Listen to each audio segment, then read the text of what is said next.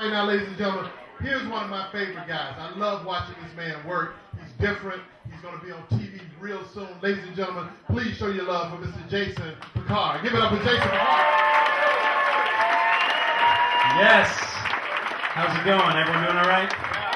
Yeah. All right. What's up? What's up, Deutsch? What's up, Daily? Places where I've spent some time before. Awesome. I know what you're thinking, looking up at me with this style. Santa Claus's grandson really let himself go. It's fine. It's not a specific style that I go for. It's not like I'm like, oh yeah, I just want to be unattractive to the other sex. That's exactly what my goal is. I got a haircut in November. I'll get another one soon. I will. It's not that I'm not a fan of, working out, being healthy, being able to climb up a flight of stairs without breathing real heavy. I'm a fan of that. But I'm more of a fan of procrastination. And that's something that I can do really well. I'm procrastinating right now. As I'm standing here, I'm procrastinating. I know you're thinking, what are you procrastinating? Let's try it. I'm procrastinating. I haven't done my taxes yet. Which is a little ridiculous because people look at me and they're like, Jason, you're Jewish.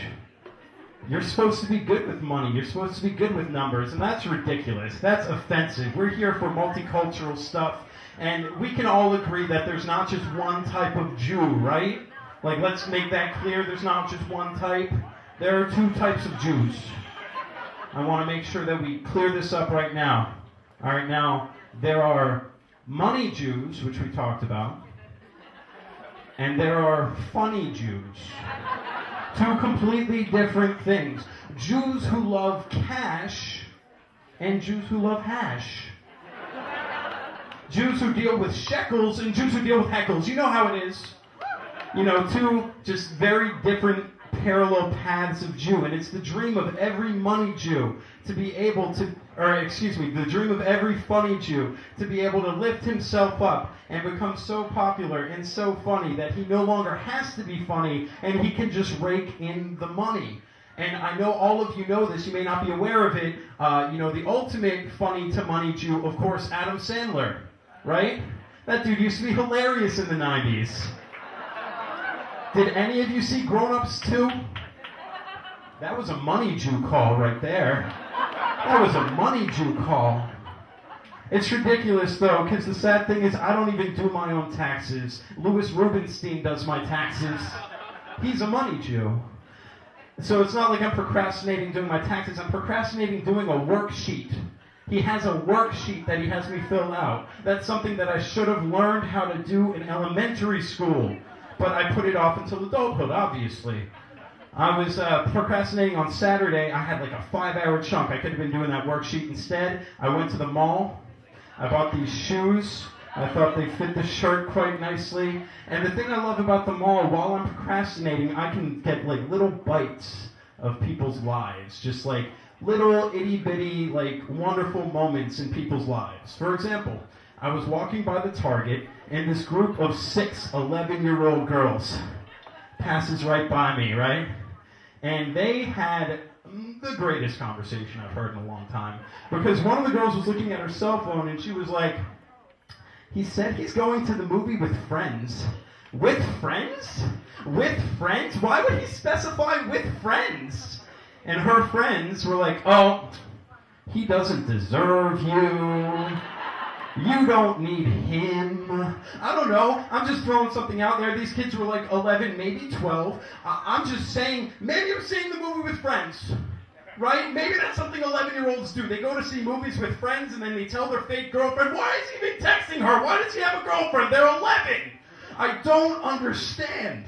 It's craziness. I wish I could have heard more of that conversation. I got like a little nibble. I got an amuse-bouche of that girl's life.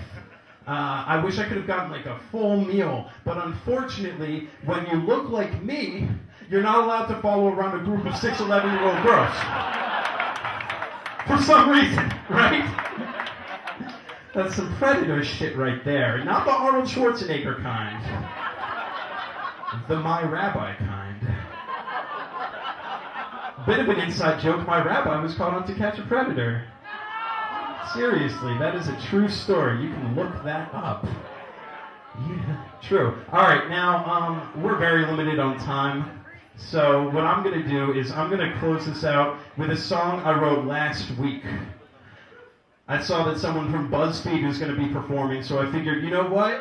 You know what I love about BuzzFeed? The 90s.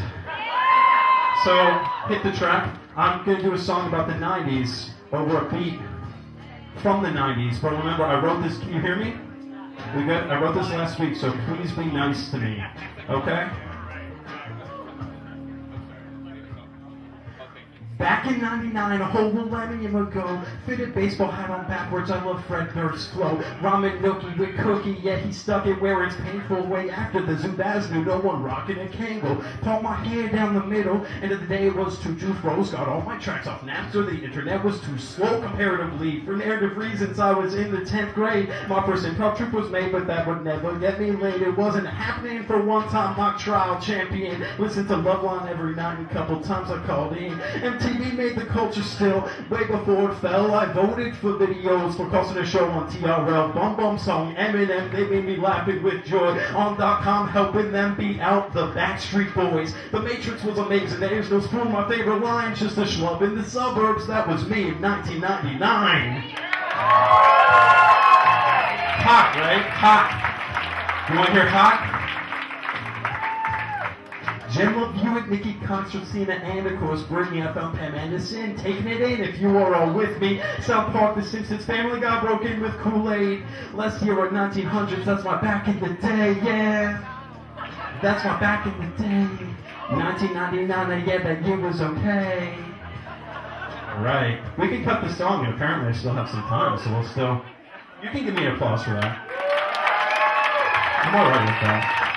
I find that acceptable. When's the last time you seen a Grizzly Adams type of dude rap to a motherfucking track? Give it up for